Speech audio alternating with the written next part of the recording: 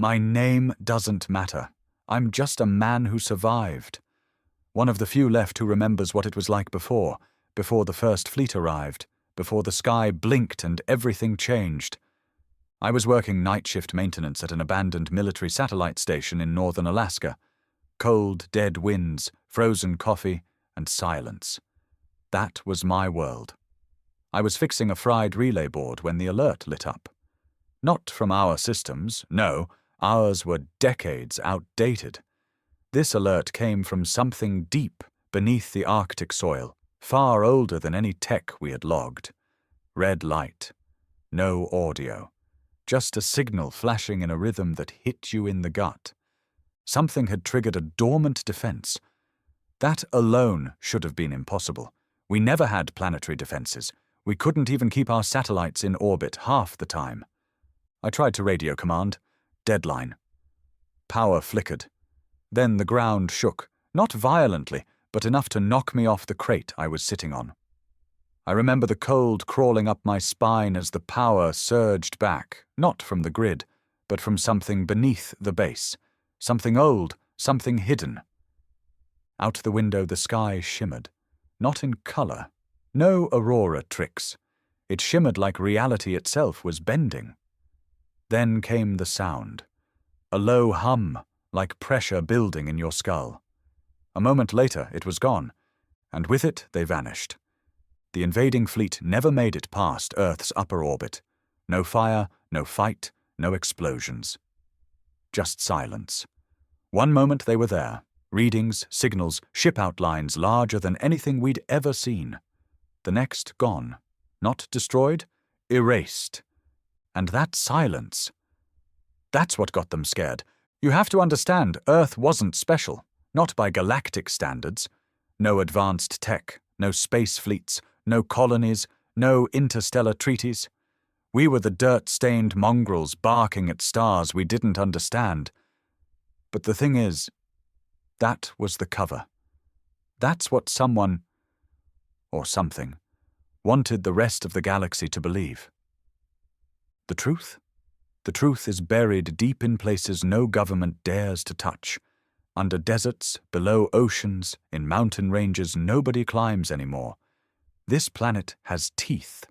Not man-made weapons, but something primal. Ancient. We weren't the apex predators. We were just the newest guests. The aliens, the ones who thought themselves rulers of the stars, made the same mistake humanity always did. They underestimated what they didn't understand. They saw a primitive species barely reaching its own moon and thought we'd fall without a fight. But Earth doesn't fight. It consumes. That first fleet? It never even made contact. Just swallowed by whatever lies just beyond the visible. One of the engineers in command called it the threshold. Said it was like the planet had a reactive membrane. Something that triggered when the wrong kind of presence got too close. He went missing 2 days later. Found his body inside a crushed communication pod. Bones shattered from the inside. No one talks about it officially, of course. Governments collapsed trying to explain it. The United Nations fell apart within a week. Panic turned cities into graves. But in the chaos, some of us saw the truth. The reason Earth never reached out to the stars wasn't because we couldn't. It was because something below didn't want us to. The galaxy's been quiet since then. Radio silence. Not a single alien transmission. Not a single visitor. But the stars are still watching. I can feel it. I can feel their fear bleeding into our orbit. Because now they know. Now they've seen what happens when you touch Earth without permission. And that silence is the only warning we'll ever give. I didn't leave the station right away. Something told me to stay put, to wait. Maybe it was fear, maybe instinct. But whatever it was, it saved my life. The rest of the world went to hell in hours. News networks tried to spin the vanishing fleet like it was a glitch, a system error.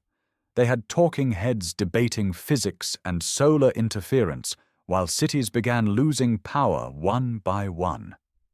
Satellites stopped responding.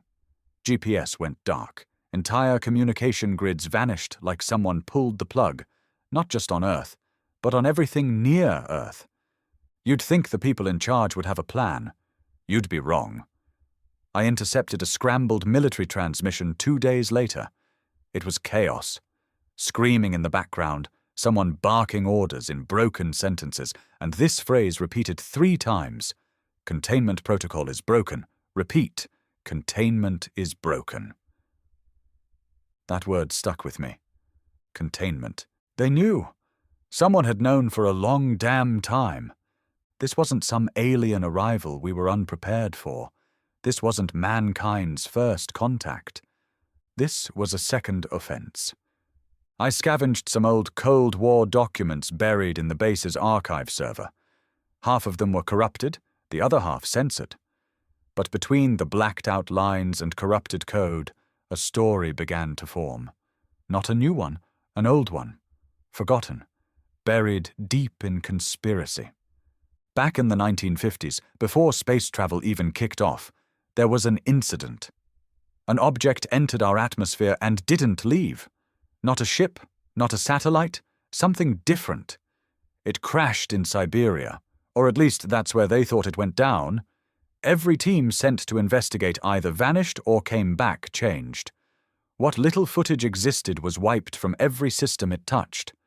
The only thing left was a declassified audio file with one phrase repeated in a dozen languages: "Do not awaken what sleeps beneath." The signal that woke up under my station. It wasn't human, and it wasn't designed by us. It was a key, a trigger meant to warn, or maybe to defend. Whatever it did, the aliens didn't expect it.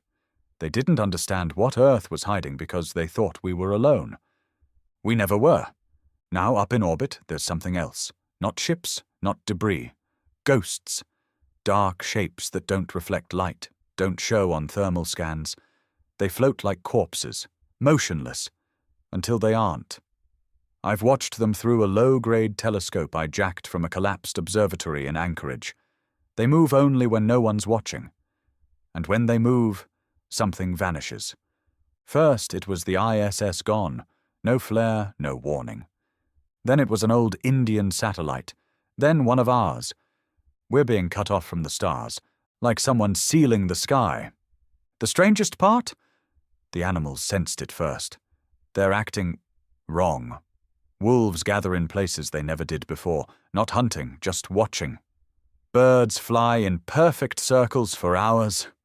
I saw a bear walk into the ocean and keep walking until it disappeared beneath the waves. Nature knows something's changing. Hell, Earth knows. I'm writing this in an old journal now. No electronics, no radio, just ink. Because whatever's up there, whatever erased those ships, it's listening. It hears our frequencies. It smells our signals like blood in the water. And the silence?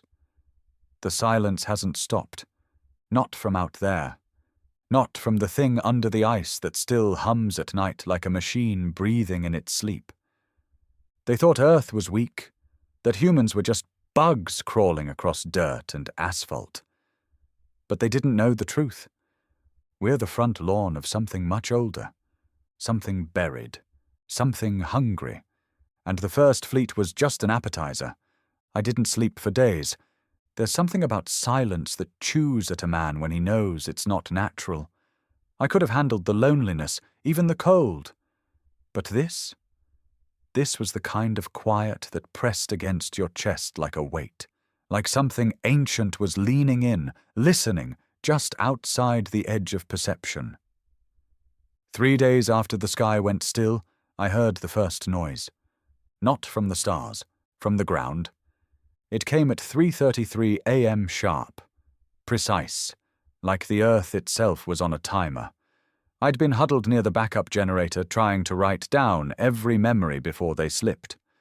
Suddenly, the floor beneath me let out this groan, not mechanical, not structural, more like something deep in the bedrock had shifted.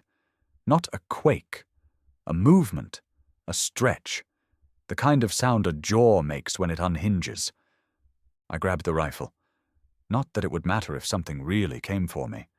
But men like me, We hold on to steel and grit like they still mean something. I followed the sound through the back corridor of the station, toward a sealed steel hatch I'd never thought twice about. It had no markings, no keypad, just a thick wheel lock and rusted bolts. Old military grade. I always figured it led to a storage bunker or water system long abandoned. But that night the hatch was warm. The cold hadn't touched it. I didn't open it. God, no, I'm not stupid, but I did place my ear against it. And what I heard? It wasn't machinery, it wasn't wind. It was a voice, low, male, human, almost, and it was speaking a name. My name. Not yelling, not whispering. Repeating, over and over and over again. I stumbled back. My brain screamed to run, but my body didn't move. I stayed there, staring at that steel door like it was a grave I hadn't been buried in yet. Eventually the voice stopped. Just stopped. No fading, no echo, like it had never been there. I left the corridor and barricaded it with anything I could drag. Cabinets, servers, even the dead radio tower panels. It wouldn't stop whatever's on the other side if it wanted out. But it made me feel like I hadn't given up completely. And then, something shifted in the sky. The black things up there, the ones that don't reflect, don't move. They began blinking, one by one. Not lights, not signals. Eyes. I know how that sounds. I know what you're thinking. But I swear to whatever God's still paying attention, they were eyes, looking down, watching, and I swear one of them blinked at me. I don't think they're ships. I don't think they ever were. Those things, whatever erased the alien fleet, they weren't human, weren't machine. They were reactions, like antibodies. See, we think of Earth as a planet, a home, a chunk of rock with water and trees and Wi-Fi. And the invasion? It was an infection. And now that the infection's been burned away, Earth is waking up.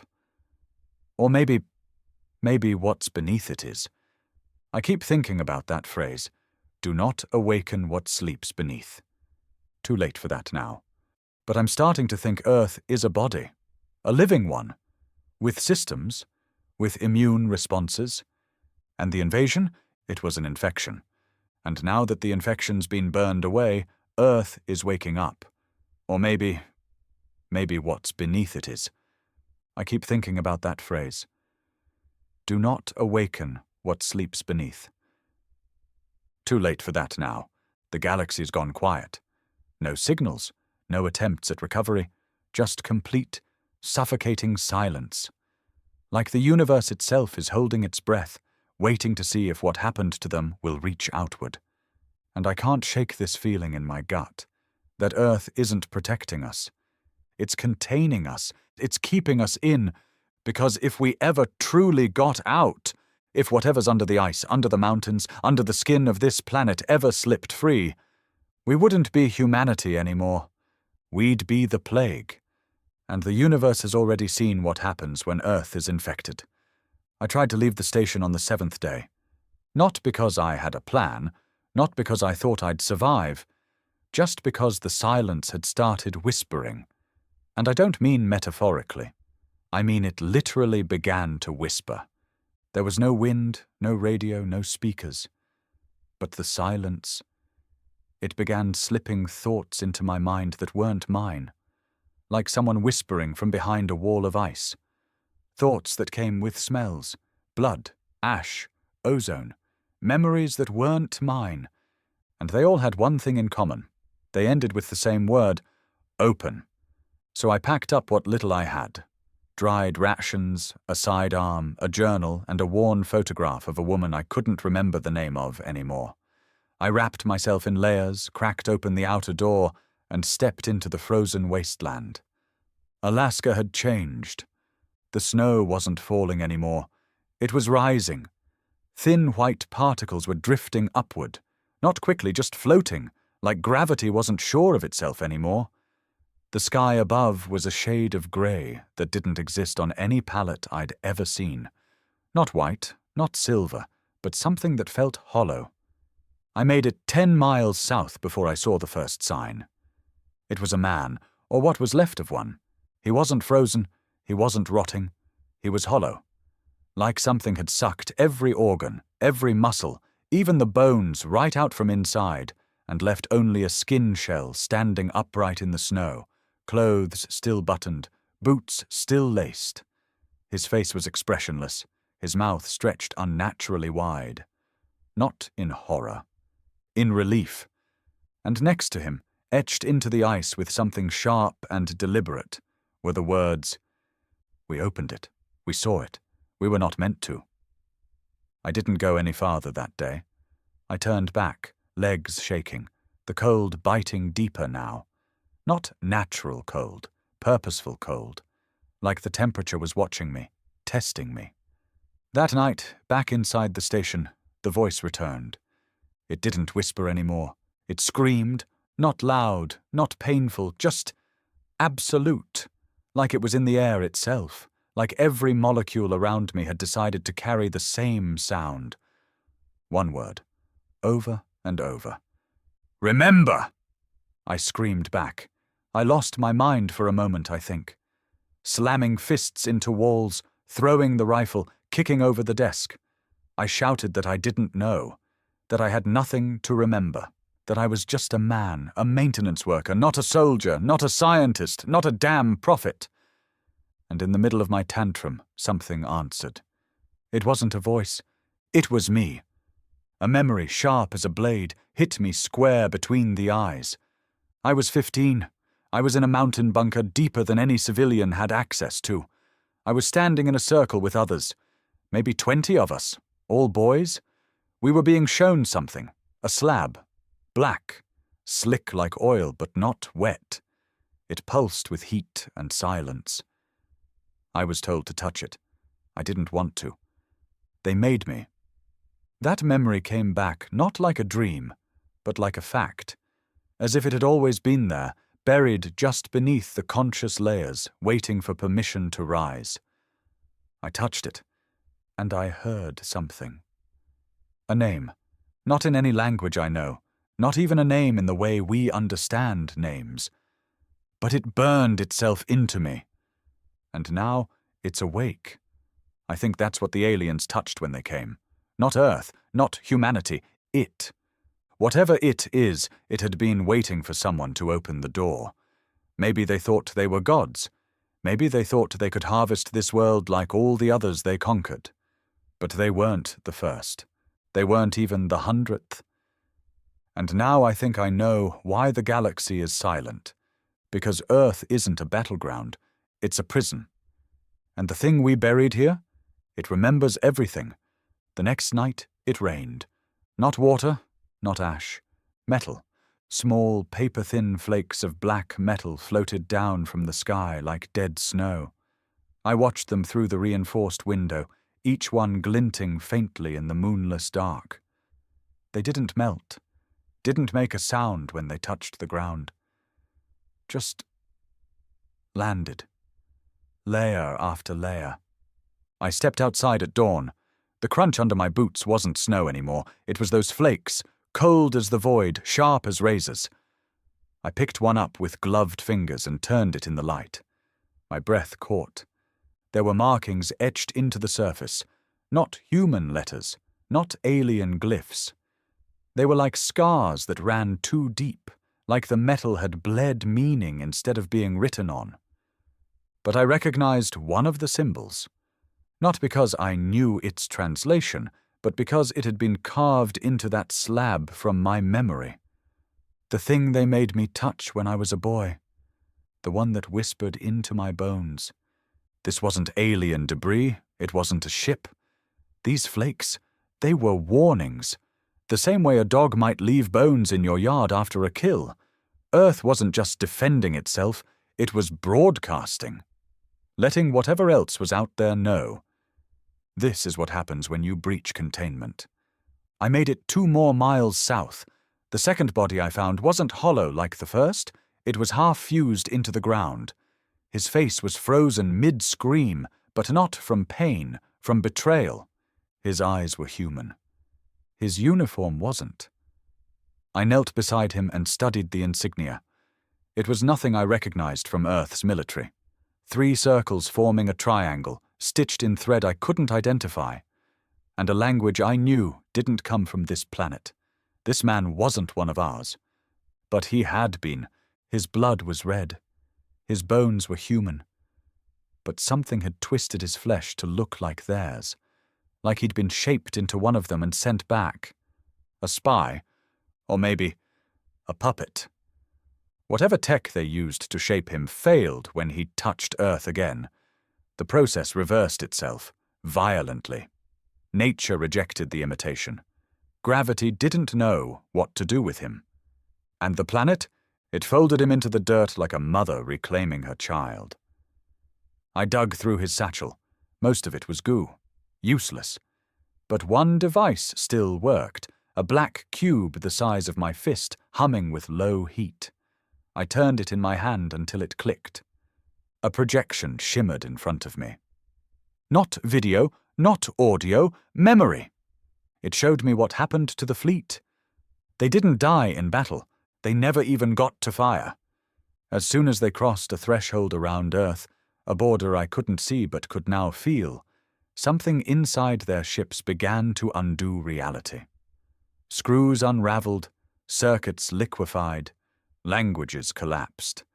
The aliens began bleeding light from their eyes. One by one, their ships imploded inward, like they were never real to begin with. It didn't look like destruction. It looked like rejection. Earth denied their existence. The projection ended. The cube dimmed and crumbled into dust in my palm, as if the memory was only allowed to be seen once. I stood there, metal snow still falling, and realized what I'd known all along. This wasn't our planet. Not really. We just live on the surface, like lice on skin. The real Earth, the one beneath, the one behind the sky and deep under the crust. It doesn't care about our wars, our politics, our survival. It only cares about one thing, containment. And it will rewrite reality itself to keep that intact. We were never the dominant species. We were the last warning sign to everything watching from beyond the stars. We were the keep out scribbled in blood on the edge of a galaxy-sized cage. And now that someone's knocked on the door, the lock is breaking. And the thing we buried, it's starting to speak through us. It spoke to me the next night. Not in whispers anymore. Not through dreams or strange urges or flashes of someone else's memories. It used my voice. I was recording notes, not for anyone in particular, just to keep the thoughts straight, just to feel human. I played them back to hear what I missed. That's when it spoke. Same tone, same rhythm. My voice, perfectly mimicked. Only I never said the words. We let them believe Earth was theirs. They called it home. They built their walls and flags and stories. But Earth was never theirs to claim. And now the gate is opening. I stared at the recorder. It kept playing. The stars watched. The stars warned. They screamed across the void. Do not touch the prison planet. Do not break the seal. But they never listen. Then silence. Just static.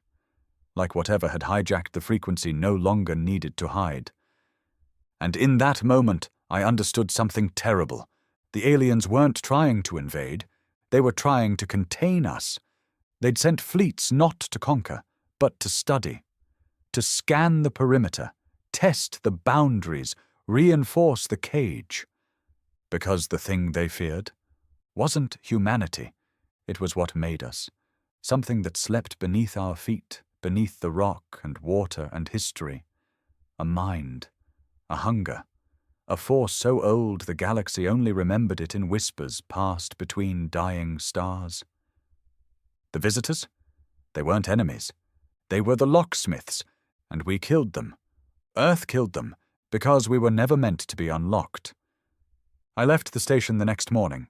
I couldn't stay there any longer. The metal flakes had stopped falling, but the ground had changed. The snow didn't melt, it evaporated even in the cold. The air tasted like copper and rot, like something dead had taken its first breath in thousands of years, and the animals, they were gone. Not dead, just absent. No tracks, no bones. Like the planet had quietly absorbed them. I reached a small outpost by the coast, empty of course, half buried under frozen sand. But there was power, barely, just enough to run a monitor. I booted it up. Static at first. Then a transmission. One line of text looping. Not from Earth. Repeat, the seal is compromised. Do not send recovery. Earth status, hostile biosphere. Signal response, terminate the seed. That phrase, terminate the seed. I didn't understand it at first, but the longer I stared at it, the more the meaning twisted inside me like a knife. We're not just on the prison. We are the seed. Humanity was the bait. The galaxy didn't just lock something away inside Earth. They wrapped it in flesh and gave it instincts. They made it crawl, made it bleed, made it learn pain, hunger, war, made it human. And now it's waking up. Inside us. Not under the ice. Not in the mountains. In our blood. It used me to speak. That voice on the recorder? That wasn't a possession. That was a test. A flex. It wanted to know how easily it could take over. And it didn't even need to try. We were built for it. Genetically tuned, maybe. Biologically fused. Whatever they buried, they didn't just lock it underground. They embedded it in us. The key isn't a code. It isn't a weapon. It's a man. One man. Me. I felt it when I touched the slab as a kid. I was just too young to understand. But it remembered. And now it's pulling memories from me that I never lived. Wars fought under black suns. Screams in languages made of color and math.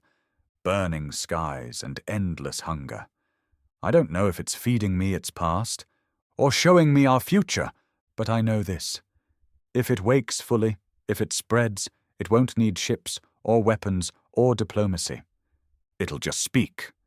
And when it does, every living thing on this planet will remember what it was. What we really are. And the universe will understand too late. It never should have let Earth live. The sky tore open on the 9th day. It didn't crack or flash or thunder. It peeled, like a film sliding off a wound. It started with the clouds. They stopped moving. Just froze in place like they'd been pinned to glass. Then came the light. Not from the sun, not from above. From beneath. The ocean glowed first, a pale, sickly gold that pulsed like a heartbeat. Then the forests, then the mountains. All of them lit up in waves, as if the planet itself was exhaling something it had held back for eons. I stood on the cliffside above the coast, watching the horizon collapse inward like it was being folded by invisible hands. It wasn't beautiful, it was surgical. Reality was being peeled away, one layer at a time. I dropped to my knees, not because I was afraid, I'd passed fear days ago, but because I understood now. This wasn't destruction, it was disinfection. Earth wasn't being killed, it was being reset. The voice returned. Not in my head this time, not in machines. It came from the ground. The rocks vibrated with it. The soil trembled under my boots. Every living cell in my body buzzed with one truth. The seed has germinated. The roots awaken. I saw them next, not people, not exactly. They looked like us. Faces I'd seen in photos on street corners, in gas stations. But their eyes were black. Not empty, full. Too full, like they were looking at something behind your face. Behind your bones, past who you are and into what made you possible. They didn't speak, didn't run, didn't blink. They just stared, and then they knelt. All of them, hundreds across the valley, kneeling toward me. I wanted to scream, to deny it. But something inside me pulsed, a pressure behind my ribs, in my spine, like something vast and ancient was stretching, trying to fit inside skin too small for it. And that's when I saw the truth. I hadn't been chosen. I'd been grown. Everything, my life, my memories, my failures, my regrets, all of it had been cultivation. A field tilled by invisible hands. Watched, pruned, kept small until it was time. And now the time had come. I wasn't meant to survive the invasion. I was meant to be activated by it. The aliens didn't just come to reinforce the cage. They came to destroy the trigger. Me, they failed. And now I could feel the voice behind the world pushing forward. Not to possess me, to merge, to become. The others? The kneeling ones? They were early sprouts, half-grown, muted echoes of what was buried. I was the full bloom, the final key, the first true awakening. And as the sky peeled open further, revealing black voids that weren't stars but holes in memory, I felt it take its first breath through me. Not oxygen, not air, recognition. It remembered itself. And it used my lungs to laugh. Not a sound, a wave, a pulse that rolled across the land, through mountains and oceans and machines and mines. I felt every animal stop breathing, every tree go still, every cloud split. And in that moment, Earth changed. It shed its lie, the illusion of normalcy, of nature, of life, all of it burned off like fog in sunlight. And beneath it was structure, a cage, built of flesh and gravity and thought. And it was open. I fell forward, gasping, and the others stood. They looked at me not like a leader, but like a signal. The first sound of the end. Or the beginning. I don't know which. The world didn't end. Not with fire. Not with screams. It just shifted. Like waking up from a dream you didn't know you were dreaming. I stood there, in the dead stillness of what used to be Alaska, and felt the change settle around me like ash. The sky was wrong now. Not broken, just rewritten. Like someone had taken the idea of a sky and redrawn it in a language that didn't care about physics, or beauty, or blue. There were no birds, no wind. The ocean had stopped moving. Everything waited. And at the center of it stood me, not because I was special, not because I was strong, but because I had been prepared. Since birth, maybe longer, groomed not by men or governments, but by the planet itself, a long, slow shaping that ended with the alien fleet's mistake. They didn't invade Earth. They unlocked it. And now I wasn't a man anymore. Not fully. My memories were still mine. Childhood, heartbreaks, faces I used to love. But something older lived beneath them now. Something cold and precise. A thing that didn't think in time or distance or mercy. It didn't speak often. It didn't have to. But when it did, the world shifted again. It said one word. Begin. And every kneeling figure turned toward the horizon. They didn't move with panic or fear. They moved like tide, unstoppable, quiet, inevitable, toward the cities, toward what was left of humanity. I tried to stop them, tried to scream, tried to claw back control. But my voice was gone. Not stolen, integrated. My thoughts echoed too loud inside me now, drowning under the weight of something vast. Still, a part of me fought. That last flickering ember of a man who didn't ask for this. I grabbed the rifle, raised it, aimed it at my own skull. Click, empty. Of course it was. The thing inside me, it had no use for endings, only evolution. That night, I watched the first transformation begin. The cities didn't burn, they folded, like paper under heat. Buildings compressed into monoliths of black stone. Cars melted into roots. Concrete turned to dust, and beneath it something grew.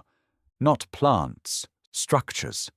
Organic geometry, alive, thinking, spreading. The sky pulsed in sync with it. Every second a heartbeat. Every hour a bloom. By the third day the broadcasts began. Not from satellites, not from Earth, from everywhere. Signals in untraceable wavelengths, colors that blinded, sounds that echoed across species. A message. The seal is broken. The seed has bloomed. The cycle begins anew. Somewhere out there the galaxy heard it. Somewhere ancient things buried in fear flinched. And in one shattered corner of that infinite universe, a signal returned. We hear you. The error repeats. But it was too late. The seed wasn't just blooming on Earth anymore. It had already passed through the sky, through thought, through language. Every human who had once looked up at the stars with wonder now dreamed of returning. Not to visit, to infect. I sat at the edge of a cliff that wasn't there yesterday, overlooking a forest made of memory, breathing air that pulsed like a lung. And for the first time, the thing inside me spoke as me. No distortion, no echo, just my voice. We were never meant to be saved. We were meant to spread